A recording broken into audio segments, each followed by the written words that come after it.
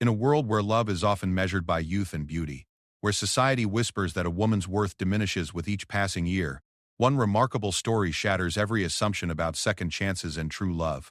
What happens when a 47-year-old woman, dismissed as too old by the very man who promised her a new life, discovers that her greatest rejection becomes the doorway to her most beautiful beginning? This is not just another romance story. This is a testament to the incredible power of authentic love that sees beyond the surface, beyond age, beyond society's cruel standards. Margaret Chen thought her story was ending when she stepped off that plane in Denver, Colorado, only to face the most humiliating moment of her life. She had no idea that her real story was just about to begin, and that sometimes the most painful rejections lead us exactly where we're meant to be. Prepare yourself for a journey that will restore your faith in love, challenge everything you think you know about relationships, and prove that the most beautiful chapters of our lives can begin when we least expect them. This is the story of how one woman's courage to start over at 47 led to a love so pure and powerful that it would inspire thousands and redefine what it means to find your soulmate.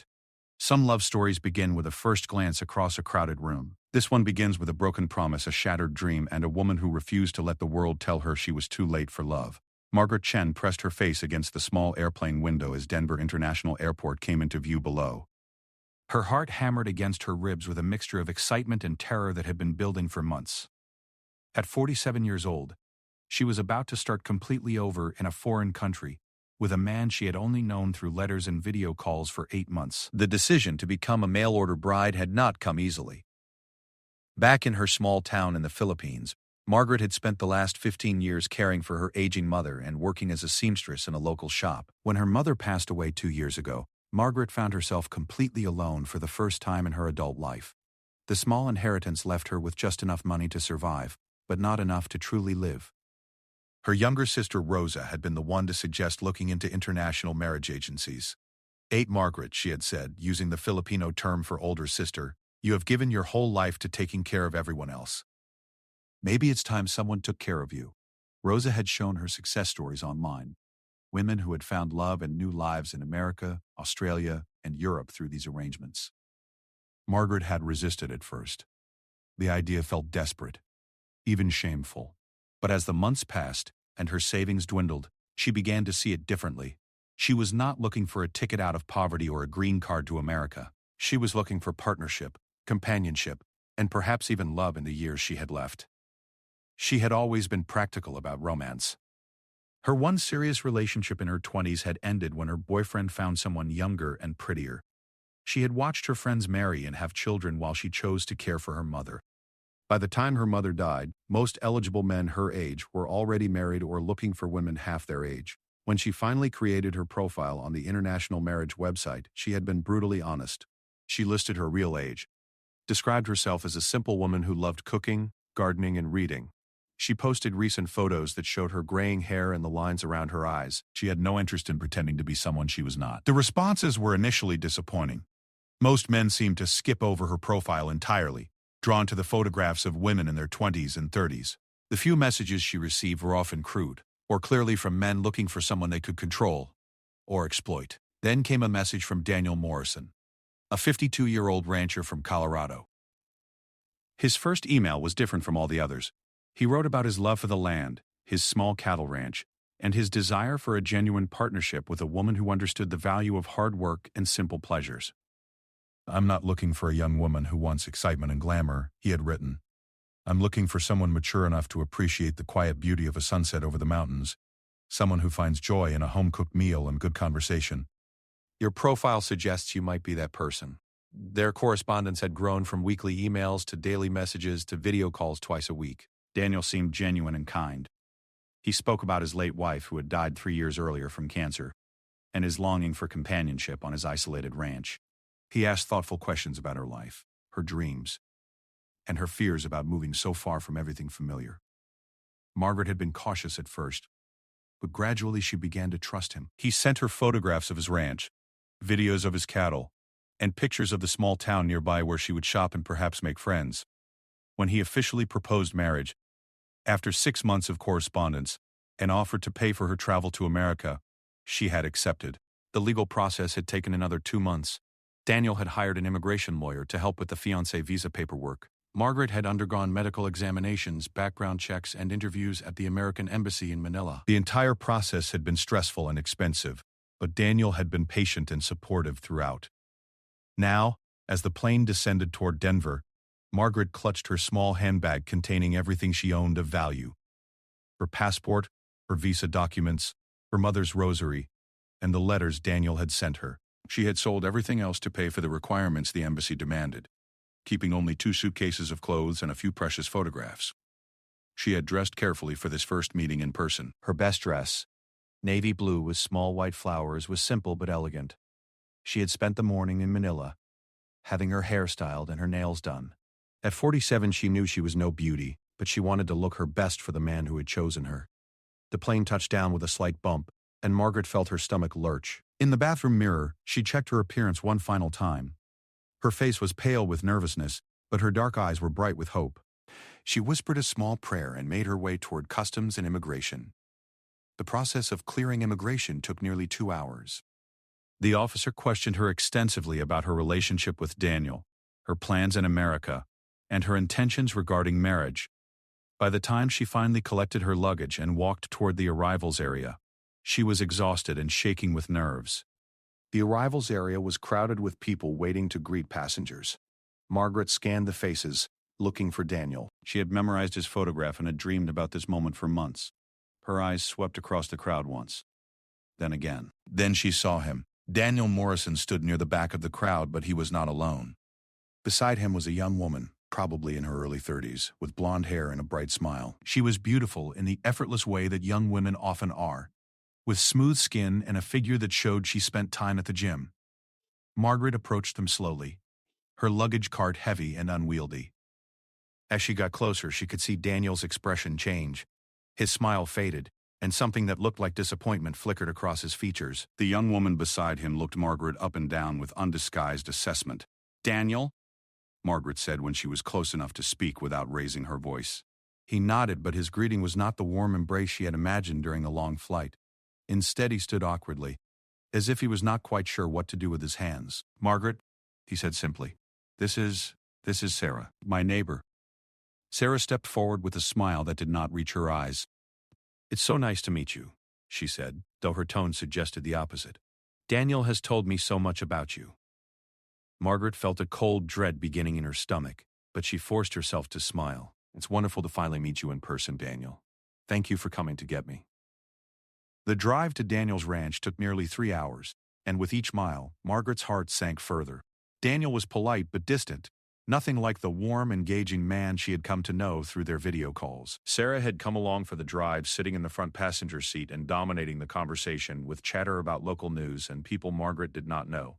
During their correspondence, Daniel had described his ranch as modest but comfortable. When they finally arrived, Margaret was pleasantly surprised by the neat farmhouse with its wraparound porch and beautiful view of the mountains. It was exactly as he had described in his letters. But the welcome she received was not what she had expected. Daniel showed her to a small guest room at the back of the house, not the master bedroom she had assumed they would share as an engaged couple.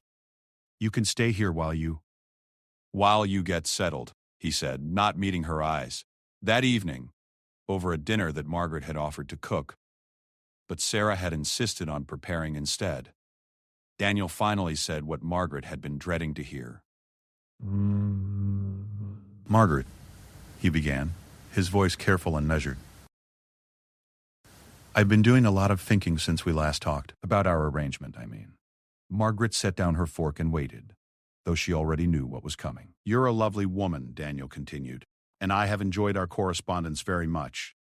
But now that you're here, I realize that perhaps we rushed into this. Perhaps we should take some time to really get to know each other before we make any permanent commitments."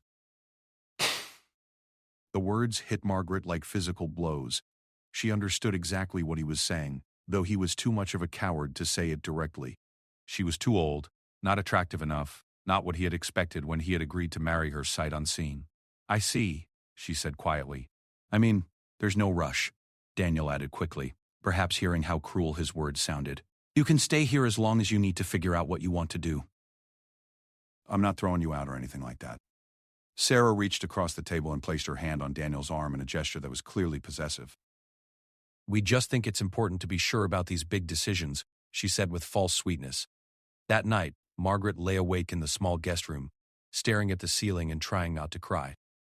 She was thousands of miles from home, in a foreign country, with less than $300 in her purse, and nowhere else to go. She had given up everything she knew for a man who had taken one look at her and decided she was not worth keeping. The humiliation was almost unbearable, but worse than that was the fear. She had a tourist visa that would expire in 90 days. Without Daniel's sponsorship for the fiancé visa, she would have to return to the Philippines. But she had sold her mother's house to pay for the visa process and the flight to America. She had nothing to go back to. For the first time since her mother's death, Margaret allowed herself to cry.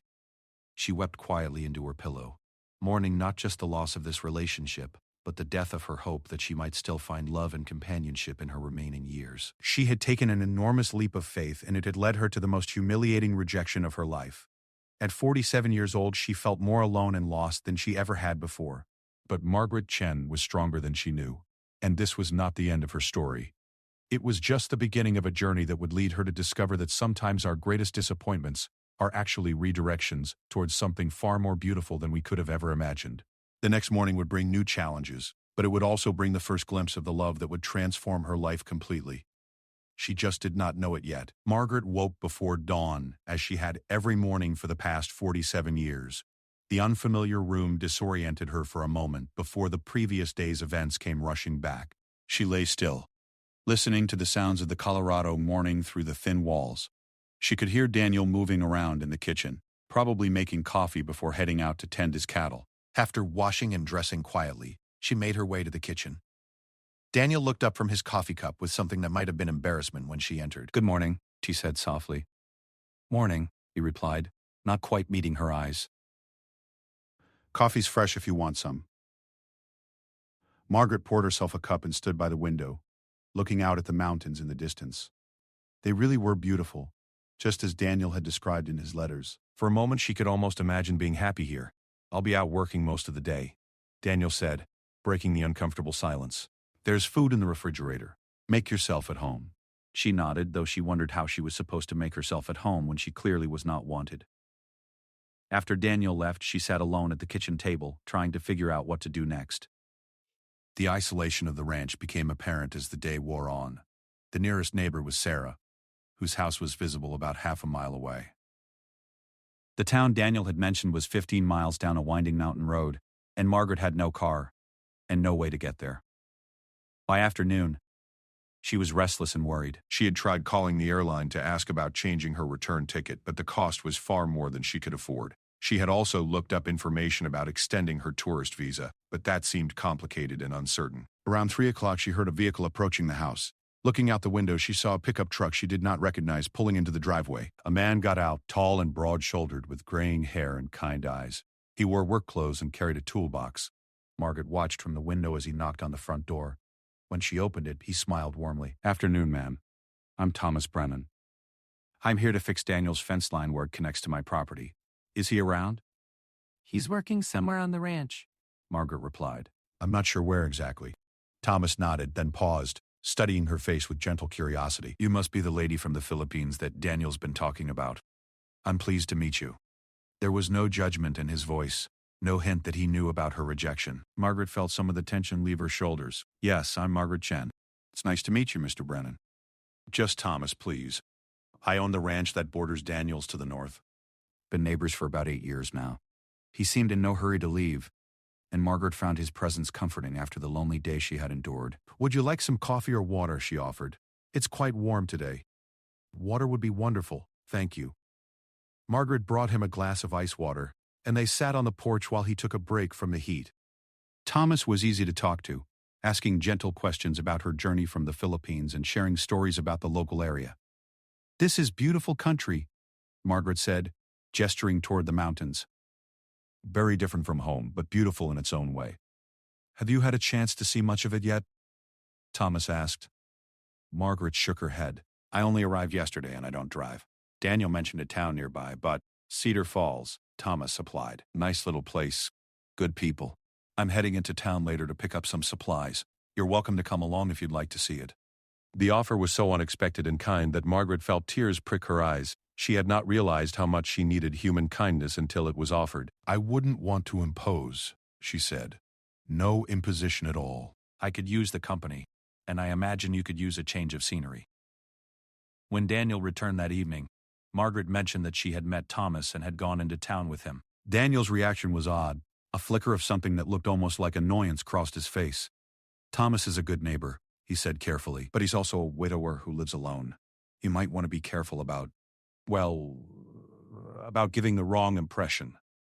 Margaret was puzzled by the warning. She had enjoyed Thomas's company, but their interaction had been perfectly innocent. She wondered why Daniel seemed concerned about her spending time with his neighbor when he clearly had no romantic interest in her himself. The next few days fell into an uncomfortable routine. Daniel was polite but distant, leaving early each morning and returning late. Sarah stopped by frequently, always with some excuse about borrowing something or bringing news from town. She seemed to take particular pleasure in discussing her and Daniel's shared memories and inside jokes, making sure Margaret understood that she was the outsider.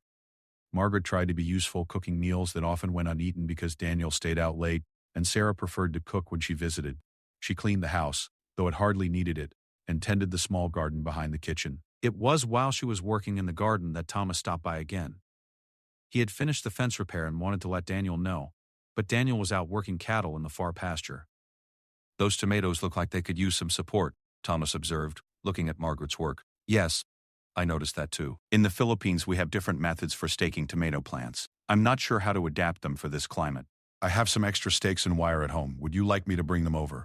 Thomas's offer of help was another small kindness in what had become a series of difficult days. When he returned with the materials, he stayed to help her stake the plants properly. As they worked together, Margaret found herself relaxing in a way she had not since arriving in Colorado. Thomas was patient and encouraging, listening to her stories about gardening in the Philippines and sharing his own experiences with farming in the mountain climate. "You have a gift with plants," he said as they finished the work. "These vegetables look better than they have all season." "Growing things has always brought me peace," Margaret replied. "My mother and I had a small garden behind our house. Some of my happiest memories are of working in the dirt with her." "I understand that feeling," Thomas said quietly. "After my wife died 5 years ago, I found that working in the garden helped me feel connected to her. She loved flowers, and I still plant her favorite roses every spring." There was a sadness in his voice that Margaret recognized from her own grief after losing her mother. Without thinking, she reached out and briefly touched his arm in sympathy. "I'm sorry for your loss," she said softly. "Thank you, and I'm sorry about your mother." "Daniel mentioned that you lost her recently." They stood together in comfortable silence for a moment. Two people who understood something about loss and the challenge of starting over. "Margaret," Thomas said eventually, "I hope you don't mind me saying this, but you seem a little sad since you arrived. If you ever need someone to talk to, or if you just need a friend, I'm a good listener." The offer was so unexpected and generous that Margaret felt overwhelmed. She had been trying so hard to be strong, to not show how hurt and frightened she was, that Thomas's simple kindness nearly broke her composure. "Thank you," she managed to say. "That means more to me than you know." When Daniel returned that evening and saw the improved garden, he seemed pleased for the first time since Margaret had arrived. "This looks great," he said, examining the staked tomato plants. "Did you do all this yourself?" "Thomas helped me," Margaret replied honestly. "He brought stakes and wire and showed me the best method for this climate." Again, that flicker of annoyance crossed Daniel's face. "He's been spending a lot of time over here lately. He's been very kind," Margaret said carefully. "I appreciate his neighborliness. Just be careful, Margaret. Thomas is lonely and you're an attractive woman. I don't want there to be any misunderstandings." Margaret stared at Daniel in amazement. He was warning her away from a man who had shown her nothing but kindness, while he himself had rejected her and was clearly involved with Sarah. The hypocrisy was stunning. "I think I'm capable of managing my own friendships," she said with more sharpness than she had intended. Daniel looked surprised by her tone, but he did not pursue the subject. That night, Margaret made a decision. She could not continue living in this limbo, dependent on the charity of a man who did not want her, and subject to the subtle cruelties of his girlfriend. She had to find a way to build a life for herself, with or without Daniel's help. She spent hours that night researching her options online using Daniel's computer. She looked into visa extensions, job opportunities for foreign nationals, and housing options in Cedar Falls. The information was overwhelming and often discouraging, but she was determined to find a path forward. The next morning she asked Daniel if she could borrow his truck to go into town. "What do you need in town?" he asked. "I need to speak with an immigration lawyer and look into finding work. I can't continue to impose on your hospitality indefinitely. Daniel had the grace to look ashamed. Margaret, you're not imposing. I told you that you could stay as long as you need to figure things out. And I appreciate that, Margaret replied. But I need to figure things out for myself. I can't live in uncertainty forever. Daniel agreed to let her use the truck, though he seemed reluctant about it. Margaret dressed carefully in her best outfit and drove the winding road into Cedar Falls for the first time on her own. The town was smaller than she had expected, but it was charming in the way that small mountain communities often are. There was a main street lined with local businesses, a few restaurants, a library, and what appeared to be a thriving arts community. The immigration lawyer's office was above the town's single bank. The lawyer, a kind woman named Patricia Santos, was helpful, but not encouraging about Margaret's options. Without a sponsor for a fiancé visa, your best option is to apply for a different type of visa, she explained. That could be a work visa, if you can find an employer willing to sponsor you, or a student visa, if you want to enroll in an educational program. Both options are possible, but neither is guaranteed. Margaret left the lawyer's office feeling discouraged but not defeated. She walked down Main Street looking at the shops and restaurants, wondering if any of them might need help. It was while she was standing outside a small bookstore cafe that she heard a familiar voice behind her. "Margaret, what a nice surprise to see you in town." She turned to find Thomas approaching with a warm smile. He was carrying several books and looked genuinely pleased to see her. "Hello, Thomas. I had some business to take care of in town." "Everything all right?" he asked, noting the serious expression on her face. Margaret hesitated, then decided that Thomas had been nothing but kind to her. Perhaps it was time to trust someone with the truth about her situation. "Actually," she said, "I was wondering if you might have time for coffee. I could use some advice from a friend." Thomas led Margaret to a small cafe called Mountain View Books, a cozy combination bookstore and coffee shop that smelled of fresh pastry and old paper. They found a quiet table near the window, where Margaret could see the main street of Cedar Falls, bustling with afternoon activity. "This is lovely," Margaret said, accepting the menu Thomas handed her. "Do you come here often?" "Every few days," Thomas replied with a smile. "The owner, Ellen, makes the best apple pie in 3 counties, and she stocks books I can't find anywhere else. It's become my escape from the ranch when I need some civilization." After they ordered coffee and shared a slice of Ellen's famous apple pie, Thomas leaned forward slightly, his expression gentle but concerned. "You said you could use some advice from a friend. What's troubling you, Margaret?" Margaret had been holding her worries inside for days, and Thomas's kind question opened the floodgates. She told him everything, about her correspondence with Daniel, her hopes for their marriage, the humiliating rejection when she arrived, and her current impossible situation. "I feel so foolish," she said, her voice barely above a whisper. "I thought I was being careful, getting to know him through letters and video calls. But clearly, I misunderstood what he wanted. And now I'm trapped here with nowhere to go, and no way to support myself." Thomas listened without interrupting, his expression growing more troubled as Margaret's story unfolded. When she finished, he was quiet for a long moment. "Margaret," he said finally, "you are not foolish. Daniel is the fool here, and frankly, he's behaving like a coward." The certainty in Thomas's voice surprised Margaret. "What do you mean?" "I mean that any man who would bring a woman halfway around the world based on promises he had no intention of keeping is worse than a fool. He's cruel. And any man who would take one look at a woman as lovely and genuine as you and decide you're not good enough for him is blind." Margaret felt tears prick her eyes at Thomas's fierce defense of her. "You're very kind to say that, but—" "I'm not being kind," Thomas interrupted gently. "I'm being honest. Daniel has been my neighbor for 8 years. And I've watched him make a lot of poor decisions. This is just the latest one." Margaret dabbed at her eyes with her napkin, touched by Thomas's words, but still facing the harsh reality of her situation. "Kind words don't solve my practical problems," she said. "I need to find work and a place to live, and I need to do it quickly. My tourist visa is only valid for 90 days. Thomas was quiet again, and Margaret could see him thinking. Finally, he spoke. "What kind of work did you do in the Philippines?" "I was a seamstress for 15 years. I also took care of my mother, managed our small household, and helped my neighbors with sewing and alterations. I'm good with my hands and I'm not afraid of hard work." "Can you cook?" "I mean really cook, not just basic meals?" Margaret was puzzled by the question but answered honestly, "Yes, I love to cook. In the Philippines, I was known for my baking especially. I used to sell pastries at the local market to help support my mother and myself. Thomas's eyes lit up. Margaret, I think I might have a solution to at least part of your problem. But first, let me introduce you to someone. He led her to the counter where a woman in her 50s was arranging fresh muffins in the display case. She had gray-streaked brown hair pulled back in a practical bun, and the kind of smile that reached her eyes. Ellen, Thomas called. I'd like you to meet my friend Margaret Chen. Margaret, this is Ellen Rodriguez, the owner of this place. Ellen wiped her hands on her apron and extended one to Margaret with a warm smile. Pleased to meet you, Margaret. Thomas, you didn't tell me you had such a lovely friend visiting. Actually, Thomas said Margaret is new to the area and she's looking for work. She's an experienced cook and baker, and I thought you two should meet. Ellen's eyes widened with interest. Really? What kind of experience do you have, dear?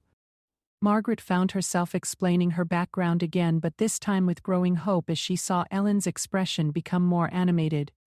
You know, Ellen said when Margaret finished, I've been looking for help here for months. The tourist season is our busiest time and I'm run ragged trying to keep up with the cafe orders and manage the bookstore. I could use someone who knows their way around a kitchen, especially someone who can bake. I would love the opportunity to work, Margaret said eagerly. I'm willing to learn whatever I need to know about American cooking and baking. Why don't you come in tomorrow morning around 8? Ellen suggested. We can talk more seriously about the position, and maybe you can show me what you can do with some of our basic ingredients. Margaret felt hope stirring in her chest for the first time since arriving in Colorado. That would be wonderful. Thank you so much for considering me. As they left the cafe, Margaret felt lighter than she had in days. Thomas walked beside her and she could see satisfaction on his face. Thank you, she said as they reached Daniel's truck. I don't know how to properly thank you for this opportunity. You don't need to thank me, Thomas replied. Ellen has needed help for a long time and you need work. It's a good match. Besides, Ellen is one of the finest people you'll ever meet. She likes you, and I can tell she already does. You'll have found yourself a real friend. The drive back to Daniel's ranch felt different somehow. Margaret still faced enormous challenges, but for the first time she could see a possible path forward that didn't involve depending on Daniel's charity or returning to the Philippines in defeat. When she arrived back at the ranch, she found Daniel and Sarah sitting together on the porch, sharing a beer and talking quietly. They looked up when Margaret parked the truck, and she thought she saw guilt flash across Daniel's face. How was town? He asked, his tone carefully casual. Very productive, Margaret replied. I may have found work. Work? Sarah said, her voice sharp with surprise. What kind of work? Margaret explained about the cafe and her interview with Ellen the next morning. As she spoke, she noticed that Daniel seemed troubled by the news, while Sarah looked annoyed. Is that really wise? Daniel asked. You don't know anything about working in America, and you don't have a work permit yet. Ellen said she would help me with the paperwork if she decides to hire me. Margaret replied. She seemed to think it was all manageable. I just don't want you to get your hopes up, Daniel said. These small-town businesses come and go. You might be better off waiting to see what other options develop. Margaret studied Daniel's face and realized that he was not trying to protect her from disappointment.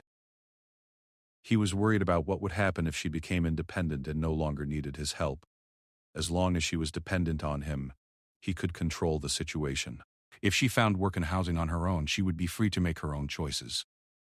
I appreciate your concern, Margaret said carefully, but I think it's worth pursuing. I need to try to build a life for myself here. That evening, Margaret called her sister Rosa in the Philippines to tell her about the developments. Rosa was furious when she learned about Daniel's rejection. That man is a dog, Rosa said angrily. How dare he waste your time and money like that? You should expose him on the website where you met. Warn other women about him. I don't think that would help anything, Margaret replied. I just want to move forward. But what will you do? Come home, Ates. I can help you start over here. Margaret considered her sister's offer seriously. It would be the safe choice, the easy choice.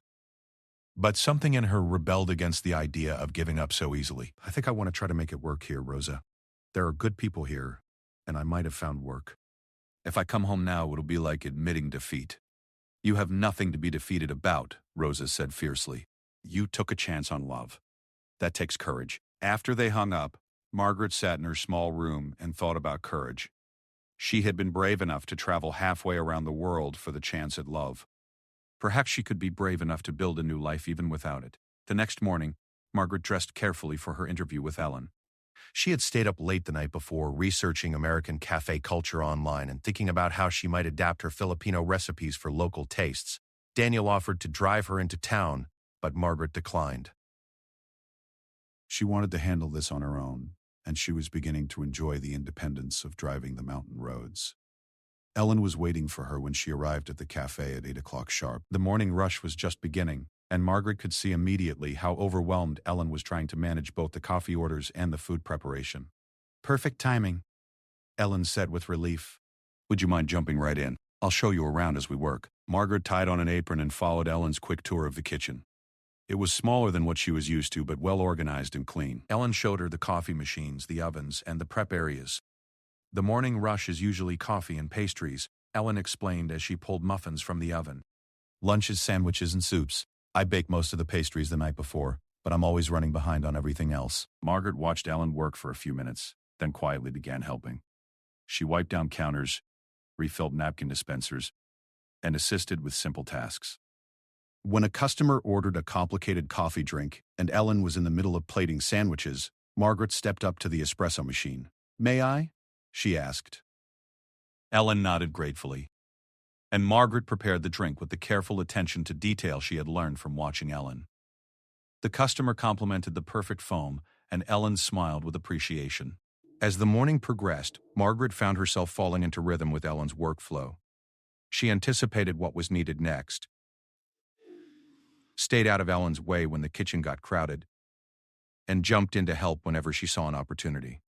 During a brief lull around 10:30, Ellen pulled Margaret aside. "I have to ask," Ellen said with a grin. "Where did you learn to work in a kitchen like this?" "You move like you've been doing cafe work for years." "I haven't," Margaret replied honestly. "But I learned to cook in very small spaces, and I've always been good at staying organized under pressure." "Well, you're a natural," Ellen said. "I'd like to offer you the position if you're interested. The pay isn't huge, but it's fair, and I can help you with the work permit paperwork. I also know some people in town who might be able to help you find housing." Margaret felt a surge of pure joy. For the first time since arriving in America, someone wanted her, valued what she could contribute, and was willing to help her build a real life. "Yes," she said without hesitation. "I would love to work here." Ellen's smile was radiant. "Wonderful. "When can you start?" "Right now, if you need me." Ellen laughed. "I like your attitude, Margaret." "Let's talk about schedules and details, and then you can finish out the day with me. I have a feeling this is going to work out perfectly." As Margaret called Daniel to let him know she would be staying in town for the rest of the day, she felt something she had not experienced since arriving in Colorado. Hope for the future. She was finally taking control of her own destiny, and it felt wonderful. Margaret's first week working at Mountain View Books exceeded all her expectations. Ellen proved to be not just a wonderful employer, but a true friend who made Margaret feel valued and appreciated. The work was demanding. The breakfast and lunch rushes kept them both moving constantly, but Margaret found deep satisfaction in creating something beautiful and nourishing for people to enjoy. She had also discovered that she had a gift for connecting with customers. Her natural warmth and genuine interest in people made her popular with the regulars, and her stories about Filipino culture and cooking sparked fascinating conversations that often lasted well beyond the original coffee order. Ellen had been true to her word about helping with housing as well. She introduced Margaret to Mrs. Dorothy Walsh, an elderly widow who owned a large Victorian house just 2 blocks from the cafe.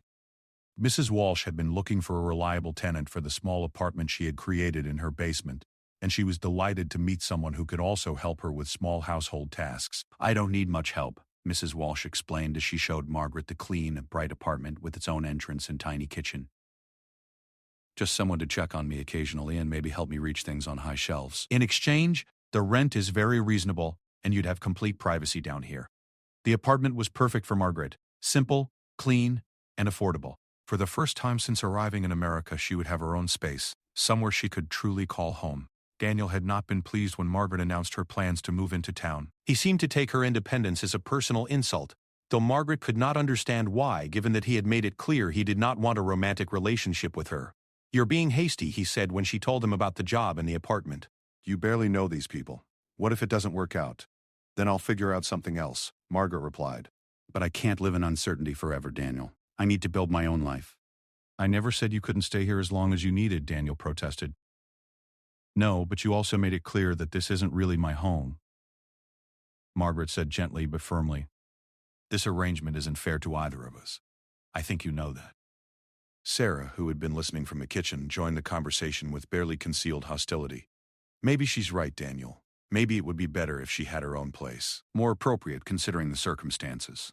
Margaret caught the implication in Sarah's words and felt her temper flare for the first time since arriving in Colorado. What exactly do you mean by that, Sarah? Sarah's smile was cold and calculated. I just think it's better when people know their place. That's all. You came here expecting one thing, but things change. It's probably best for everyone if you accept reality and move on. The cruelty in Sarah's words was breathtaking, but it also clarified something important for Margaret. She was not welcome here, and she never would be. It was time to stop hoping for kindness from people who were incapable of giving it. You're absolutely right, Margaret said quietly. It is time for me to accept reality. I'll be moving out this weekend. Margaret spent her first night in her new apartment sitting on the small couch Mrs. Denham, Walsh had included with the furnished space, looking around at what was truly her own home for the first time in 2 years. It was tiny, but it was hers. She had bought groceries with money she had earned herself, and she had made a simple dinner in her own kitchen. The sense of independence was intoxicating. She had been living in town for 2 weeks when Thomas appeared at the cafe one afternoon during the slow period between lunch and dinner. Margaret was experimenting with a new pastry recipe, trying to adapt a traditional Filipino dessert for American tastes. Those smell incredible, Thomas said as he approached the counter. What are you making? Coconut tart with a twist, Margaret replied, wiping flour from her hands. I'm trying to combine flavors from home with techniques Ellen has taught me. May I try one? Margaret cut him a small piece of the still warm tart and watched nervously as he tasted it. His expression lit up with genuine pleasure.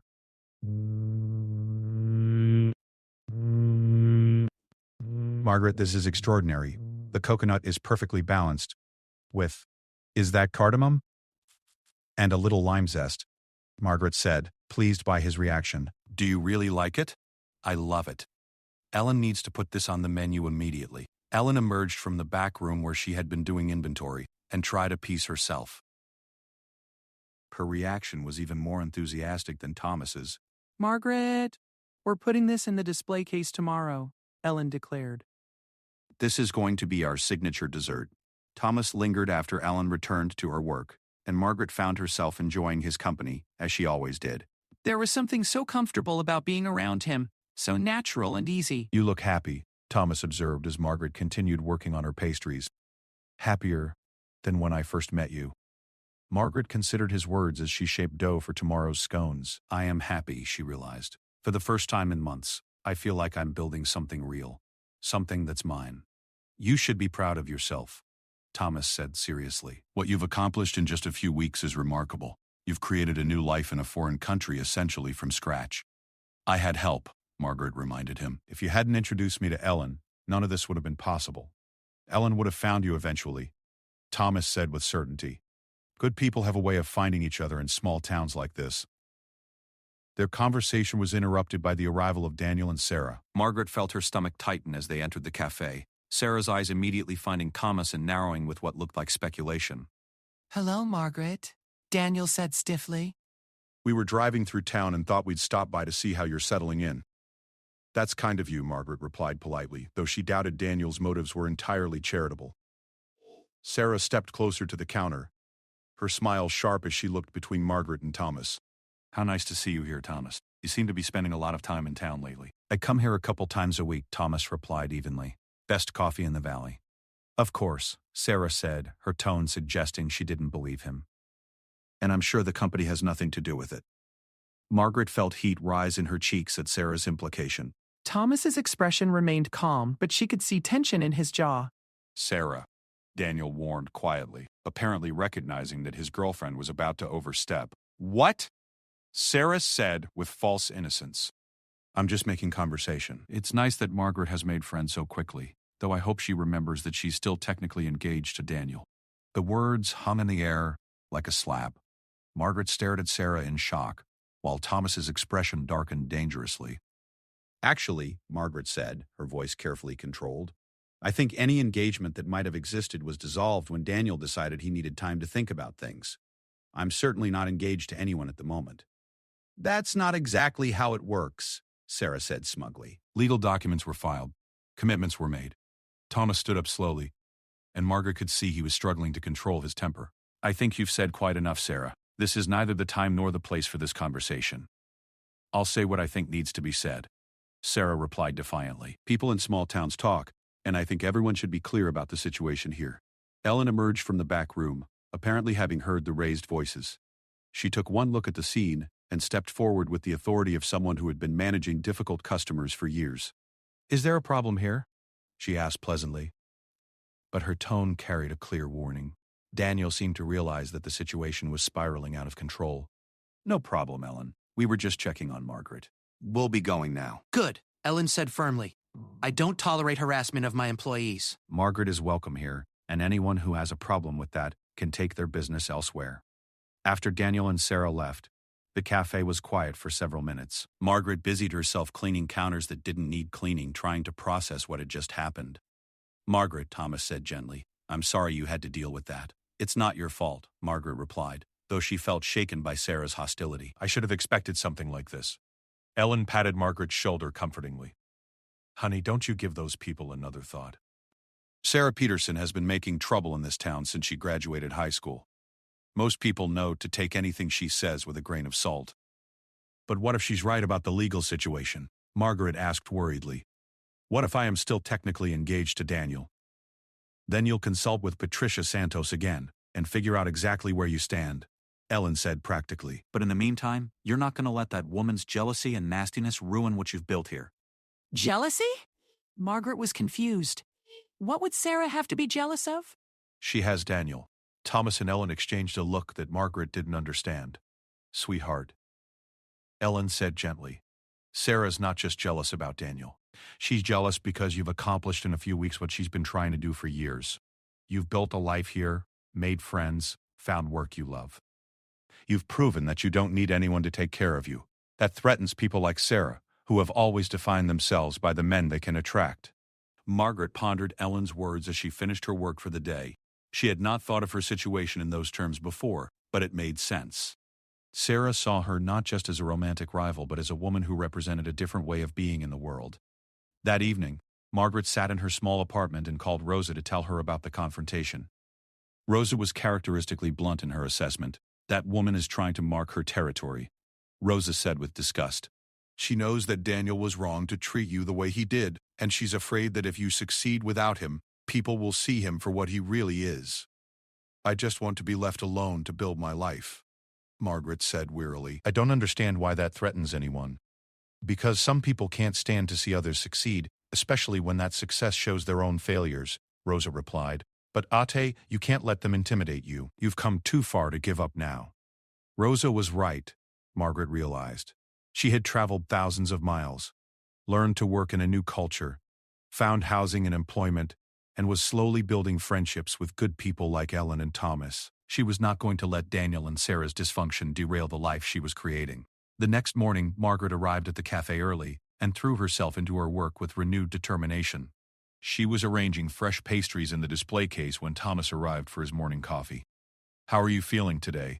He asked with gentle concern. Better, Margaret said honestly. I've decided not to let yesterday upset me. I have too much good in my life to waste energy on people who wish me ill. Thomas smiled warmly. That's exactly the right attitude. You've worked too hard to let anyone take away what you've built. As Margaret prepared Thomas's coffee, she found herself really looking at him for the first time. She noticed the kindness in his brown eyes, the way his smile reached them, the gentleness in his hands as he handled his coffee cup. He was a handsome man, but more than that, he was a good man. The realization that she was developing feelings for Thomas both thrilled and terrified her. She had thought her heart was too bruised for new love. But apparently it was more resilient than she had imagined. She was not ready to act on these feelings yet, but she was no longer afraid to acknowledge them to herself. Thomas had been nothing but kind to her from the moment they met, and his friendship had been one of the bright spots in her new life. Perhaps in time something more might develop between them, but for now, Margaret was content to let their friendship grow naturally, without pressure or expectations. She had learned the hard way that rushing into emotional commitments could lead to heartbreak. For the first time since arriving in America, Margaret felt truly hopeful about her future. She was building something real and lasting, something that belonged to her alone. And perhaps, If she was very lucky, she might even find the love she had originally come here seeking. 6 months after arriving in Colorado, Margaret stood in the kitchen of Mountain View Books, carefully arranging the last batch of her signature coconut tarts in the display case. The autumn morning was crisp, and through the cafe windows she could see the aspen trees on the surrounding mountains painted in brilliant gold. It was the most beautiful sight she had ever witnessed, and she still marveled that she got to see it every day. Her life had transformed in ways she could never have imagined when she first stepped off that plane in Denver. The cafe had become more than just her workplace. It was the heart of her new community. Regular customers greeted her by name, asked about her family in the Philippines, and shared stories of their own lives with her. She had become woven into the fabric of Cedar Falls in a way that felt both surprising and deeply satisfying. Ellen had become like a sister to her, patient and encouraging as Margaret learned the intricacies of American business practices and customer service. More than that, Ellen had helped her navigate the complicated process of obtaining her work visa and had already begun discussing the possibility of Margaret becoming a business partner in the cafe's expansion plans. "The tourist season this summer was our best ever," Ellen had said just the week before. "And I know it's largely because of what you've brought to this place." You've transformed not just our menu, but the whole atmosphere here. Margaret's housing situation had also evolved beautifully. Mrs. Walsh had quickly become a surrogate grandmother, and their arrangement had deepened into genuine mutual care. Margaret helped with grocery shopping and light housework, while Mrs. Walsh shared stories of Cedar Falls history and introduced Margaret to the women's group at the local church. Through Mrs. Walsh, Margaret had found not just housing, but a place in the community's social fabric. But perhaps the most surprising development had been her relationship with Thomas. What had begun as friendship had gradually deepened into something neither of them had expected. Thomas had become a constant, steady presence in her life, stopping by the cafe several times a week, not just for coffee, but for conversation and companionship that Margaret cherished. Unlike her relationship with Daniel, which had been built on letters and fantasies, her connection with Thomas had grown organically from shared experiences and genuine compatibility. They talked about everything: their losses, their hopes, their views on life and love. Thomas listened to her stories about the Philippines with genuine interest, and Margaret found herself fascinated by his deep knowledge of the land and his philosophical approach to farming and life. 3 months ago, Thomas had asked if she would like to see his ranch. Margaret had accepted, curious about the place where he spent his days. What she found was a revelation. Where Daniel's ranch had felt like a place where she was merely tolerated, Thomas's home welcomed her from the moment she stepped onto his porch. The house was comfortable rather than grand, filled with books and photographs, and the kind of personal touches that made a space feel like a real home. Thomas gave her a tour of his operations, explaining his sustainable farming practices and his respect for the land with a passion that was infectious. But what had moved Margaret most was the garden behind his house. "My wife planted this," Thomas had explained, leading her through rows of roses and perennials that were clearly tended with love. "After she died, I thought about letting it go to weeds. But I realized that keeping it beautiful was a way of honoring her memory. The fact that Thomas could speak of his late wife with love rather than bitterness, that he could tend her garden while opening his heart to new possibilities, told Margaret everything she needed to know about his character. Their relationship had progressed slowly, built on a foundation of friendship and mutual respect that felt infinitely more solid than the desperate hope that had brought her to Daniel. When Thomas finally kissed her for the first time, on a warm evening in August as they sat on his porch watching the sunset over the mountains, it felt like the most natural thing in the world. The legal complications of her situation with Daniel had been resolved with surprising ease. Patricia Santos had discovered that Daniel's failure to follow through with the fiancé visa paperwork had essentially voided any legal engagement between them. Margaret was free to pursue her own path, both legally and emotionally. Daniel and Sarah had married in a small ceremony in September, an event that barely registered in Margaret's consciousness. She wished them well and felt genuinely grateful that Daniel's rejection had freed her to find something infinitely better. Now, as she prepared for another busy day at the cafe, Margaret reflected on how much her life had changed. She had come to America believing that her best years were behind her, that at 47, she was too old for new love, new adventures, new dreams. She had been spectacularly wrong. Thomas arrived at his usual time, just as the morning rush was beginning. But today, instead of his typical work clothes, he wore his best shirt and had clearly taken extra care with his appearance. Margaret noticed immediately, as did Ellen, who raised her eyebrows meaningfully from behind the espresso machine. "Good morning," Thomas said, his voice carrying a hint of nervousness that was unusual for him. "Busy morning?" The usual chaos, Margaret replied with a smile. Your coffee is ready. But Thomas made no move to take the cup she offered. Instead, he stood there for a moment, seeming to gather his courage for something. Margaret, he said finally, I was wondering if you might have time for lunch today. There's something I'd like to discuss with you.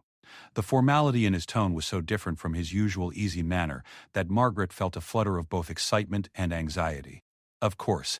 Ellen, would noon work for you?" Ellen nodded enthusiastically, clearly sensing that something significant was happening. Take all the time you need, honey. The morning passed in a blur of activity, but Margaret found it difficult to concentrate. Thomas's unusual behavior had stirred up emotions she had been carefully managing for months. Their relationship had been growing steadily deeper, but they had both been cautious about defining exactly what they were to each other. At noon, Thomas picked her up in his truck, but instead of driving toward one of the restaurants in town, he headed up into the mountains. Margaret watched the familiar landscape roll by, comfortable in his silence, but curious about their destination. He stopped at a scenic overlook that offered a spectacular view of the entire valley, including Cedar Falls spread out below them. It was a place they had visited together before, a spot where they often came to talk and watch the sunset. Thomas had packed a picnic lunch, complete with a tablecloth and real dishes rather than paper plates. As they ate sandwiches and shared Ellen's apple pie, they talked about everything and nothing. But Margaret could sense an underlying tension in Thomas that was completely unlike his usual calm demeanor. Finally, as they finished eating, Thomas cleared his throat and turned to face her directly. Margaret, he began, his voice serious. These past few months with you have been the happiest I've had since my wife died. Actually, they've been among the happiest of my entire life. Margaret's heart began to race, but she remained silent, sensing that Thomas needed to say whatever he had planned. When Linda died 5 years ago, I thought that part of my life was over, he continued. I thought I had used up my chance at love, and that the best I could hope for was to live peacefully with my memories. Meeting you changed everything. Thomas reached into his jacket pocket and withdrew a small velvet box. Margaret's breath caught in her throat. I know we haven't known each other very long in the conventional sense, Thomas said, but I feel like I've known your heart from the moment we met.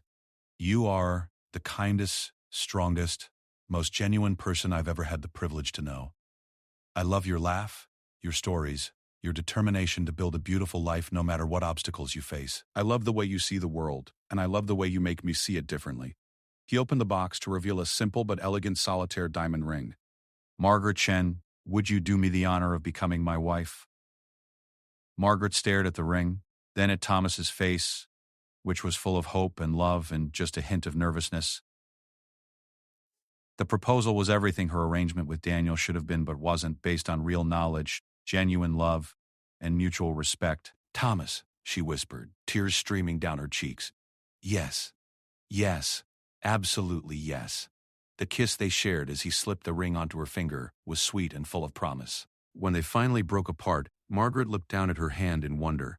I can't believe this is real, she said softly. It's real, Thomas assured her, taking her hand in both of his. And it's just the beginning.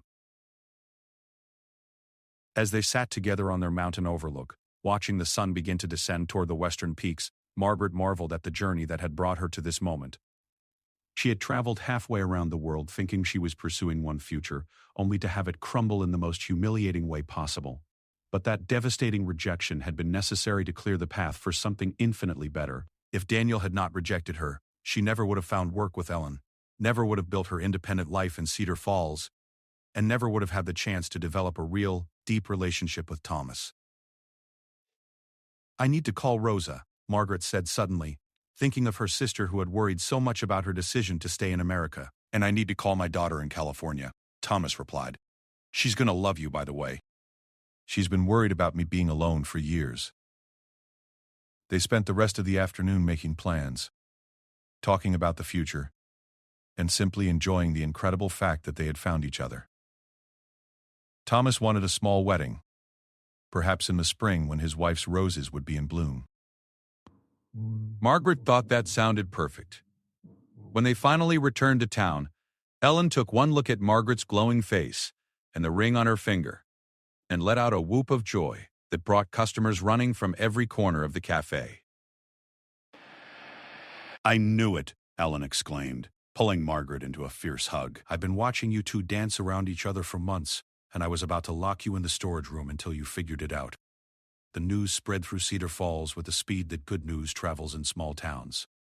Mrs. Walsh cried happy tears and immediately began planning what she would wear to the wedding. The regular customers at the cafe offered congratulations and advice with the warmth of extended family. Even Patricia Santos, the immigration lawyer, stopped by to offer her congratulations and to assure Margaret that marriage to a U.S. citizen would resolve any remaining questions about her immigration status permanently.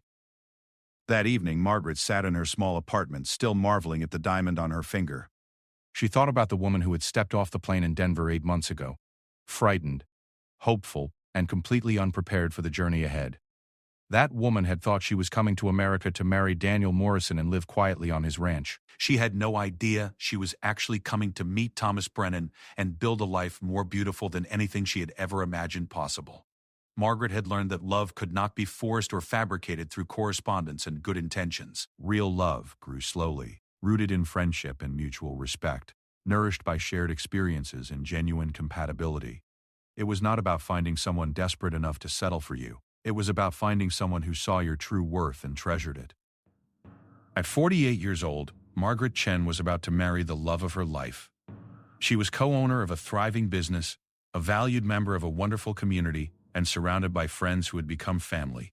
The mail-order bride, who had been called too old, had discovered that it is never too late for new love, new dreams, and new beginnings. Sometimes the most beautiful chapters of our lives begin when we least expect them, and sometimes the most painful rejections are actually redirections towards something far more wonderful than we could have ever imagined. As she drifted off to sleep in her own bed, in her own home, wearing the engagement ring given to her by a man who loved her exactly as she was, Margaret smiled. Tomorrow would bring new adventures, new challenges, and new joys, and she was ready for all of it.